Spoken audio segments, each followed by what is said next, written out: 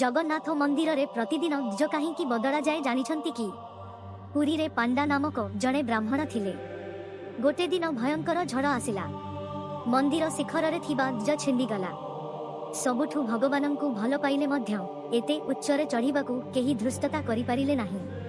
सेतेबेले पांडा भाबिबाकू मध्य समय नेले नाही। से खाली पाए कौनसी सुरक्षा छड़ा भयंकर झड़ मध्यरे मंदिर शिखर को चढ़ीगले।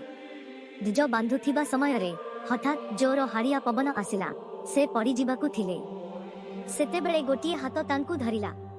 सेही हाथ थिला श्याम जगन्नाथंकर। भगवान तांकू दर्शन देई कहिले, तुमे मो पाई प्राण को मध्य गणना कला नाही। एबेठारु कलिजुग शेष पर्यंत तुमर वंश मात्र एही ध्वज को प्रतिदिन बदलाइब। जदि ध्वज बदला न होई मंदिर द्वार खुलिब नाही।